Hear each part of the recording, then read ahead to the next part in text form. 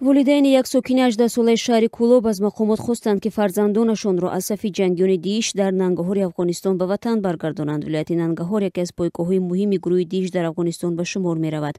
Масъулони достонии минтақаи Кӯлоб мегӯянд узвияти Шодӣ Ҷонбоев ба Дииш дар Афғонистон тасдиқ шудааст ва феълан бо иттиҳоми зархаридӣ нисбаташ парвандаи ҷиноӣ бозгардидааст.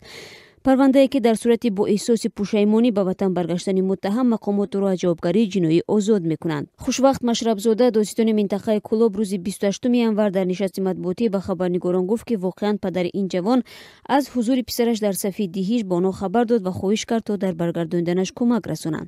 Ӯ гуфт таҳқиқ нишон дод ки Шодӣ Ҷонбоев аз Русия ба Туркия, аз он ҷо ба Эрон ва аз тариқи ин кишвар вориди хоки Афғонистон шудааст. Масире ки бар асоси хабарҳои як соли ахир ҷавонони тоҷик барои пайвастан ба сафи гурӯҳи тундрави Дииш дар Афғонистон аз он истифода мекунанд.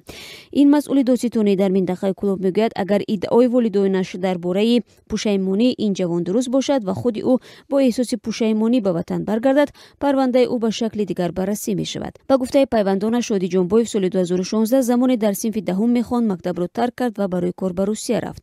Он ҷо бо бародарони модараш дар сохтмони машғули кор будааст.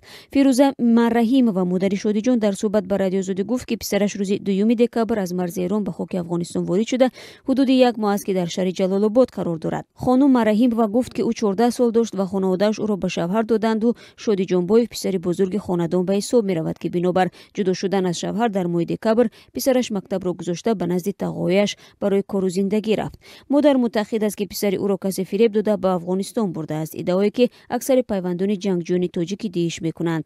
Ба гуфтаи модар, бори охир писараш аз Афғонистон тамоси кӯтоҳе гирифта хоҳиш кардааст то ӯро наҷот диҳанд. Аз ин пеш ба гуфтаи Фирӯза Марраҳимова, писараш бо ӯ аз Туркия тамос гирифта буд ва гуфт он ҷо кор пайдо кардааст. Ҳатто аз он ҷо ба модараш пешниҳод мекунад ки ба як тоҷири афғон ки тиҷорати бузурге дар Афғонистон дорад издивоҷ кунад. Аммо ин зан мегӯяд хоҳиши писарашро рад карда ва гуфта буд ки ба ватан баргардад. Зимнан ин аввалин сокини Кӯлоб аст ки мақомот расман тасдиқ мекунанд ки дар Афғонистон ба сафи гурӯҳи Давлати Исломӣ пайвастааст. То як соли пеш пайвастани ҷавонони тоҷик ба гурӯҳи тундрави Давлати Исломӣ дар Суриya ва Ироқ ба назар мерасид. Ҳоло пас аз ҷои пои ёфтани ин гурӯҳи тундрав дар Афғонистон ва шикасташ дар Ховаримиёна, далелҳои пайвастани бархи ҷавонон ба ин гурӯҳ дар кишвари ҳамсояи Тоҷикистон ба назар мерасад.